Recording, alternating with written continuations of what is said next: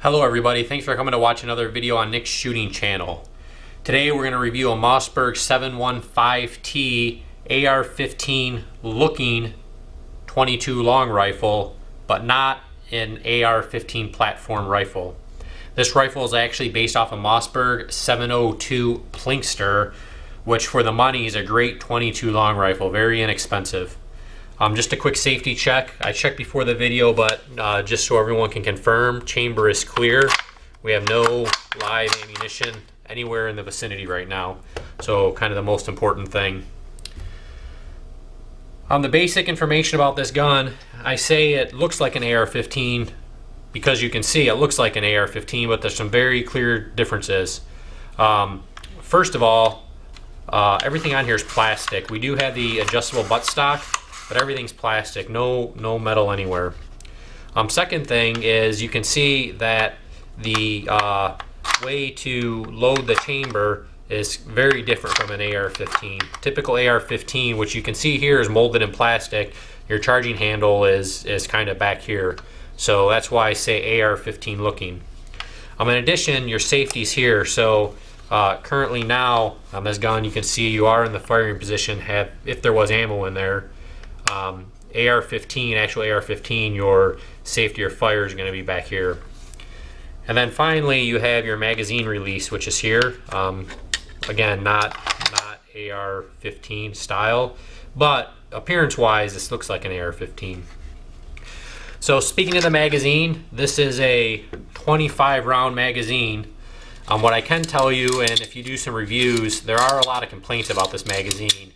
After 12 to 13 rounds, it becomes difficult to load 25 rounds, but and it kind of gets jammed up after you get past the 12 or 13. There are some fixes I've read online. None of them seem to have worked for me, but they are out there. That being said, when I go to the range, I usually just try to load 12, 13 rounds in there until it starts getting jammed up. So this firearm is around $250 to $300. It comes with the red dot scope. That's what the tactical version is. And you can see here you got these flip up and flip down covers for the red dot scope.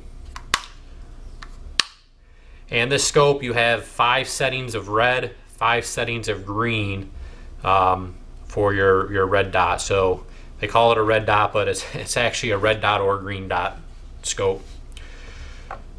So I've shot 25 and 50 yards. The scope works very well. That being said, the red dot tends to take up the entire target, especially at 50 yards. So getting a very tight grouping is slightly difficult with this scope, but you can get a pretty good grouping.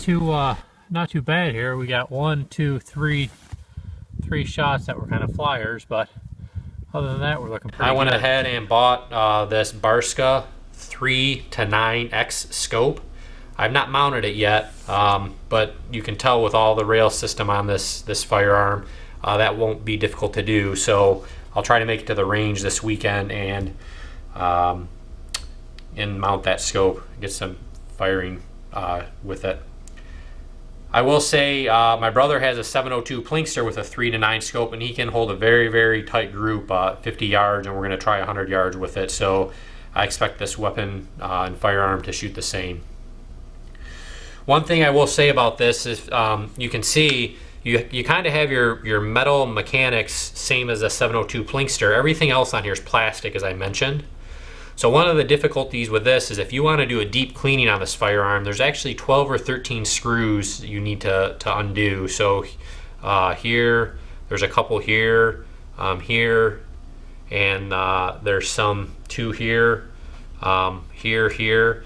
And this whole plastic housing separates. So mainly for cleaning, you can kind of just get all the residue out of this chamber here, and then I run a bore snake down with cleaner lubricant and protectant, and just run the bore snake down through here a few times. I've shot probably 500 rounds, and I have done one deep cleaning where I completely disassemble the firearm. And the disadvantage of that is you do need to remove the scope. So I put the scope back on. It held 0 pretty good, but I still needed to do some adjustments. For ammo, I've shot 4 different types of ammo with this firearm. The best ammo was the first ammo I shot, Norma Tactical. The Norma Tactical was 1100 feet per second, and I had no misfires, no failure to feed, no failure to eject.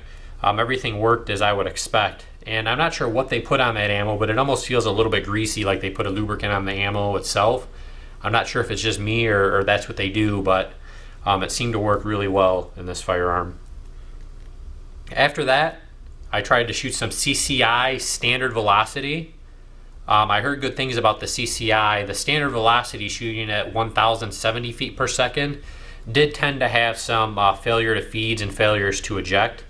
So that did not work as well, just based on my experience in this firearm.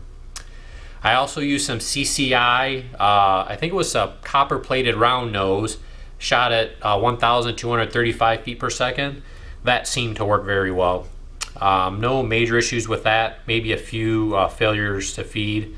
But like I said, I think some of that is related to this magazine. It just doesn't seem to push the ammo up quite as much as you would like. It's almost like it gets stuck in there at times. So, and again, you can see a lot of reviews about the magazine on this gun being one of the issues. And finally, recently, luckily I was at Cabela's and I'm sorry, Gander Mountain, and I was buying a different firearm there, and they happen to have some 22 long rifle in stocks. As you guys probably know, it's very difficult to find that ammo right now.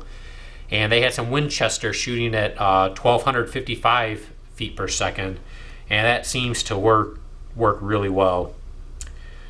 So my recommendation for any 22 long rifle ammo you will buy for the Mossberg 715T, to get higher velocity ammo. The higher velocity ammo seems to, eject the cartridge and load another cartridge much nicer than some of the lower speed stuff or standard velocity.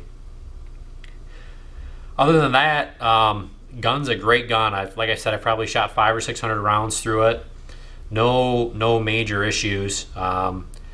It's, for the value, it's not a $500 or $1,000 AR-15 that you're going to do real crazy stuff with. But as far as just going to the range, practice shooting, having fun, it's going to suit all those needs.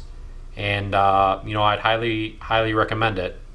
I look forward to getting any feedback from anybody. I hope you appreciate the video. This is probably our 4th or 5th video now, each one. I hope it's getting a little bit better and a little bit better. And we'll just continue with this channel, and hopefully I can provide some good information for you. Thanks a lot, and thanks for watching. See how we shoot.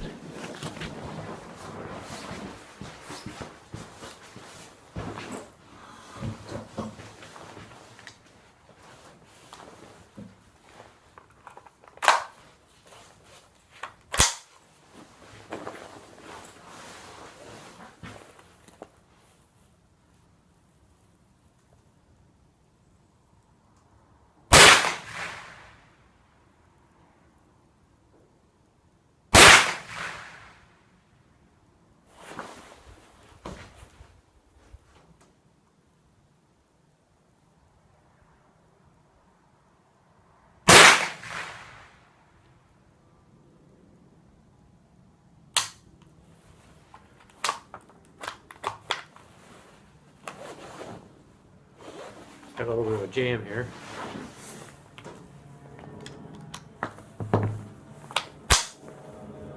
Happens so every so often with this gun, you get a little bit of a jam.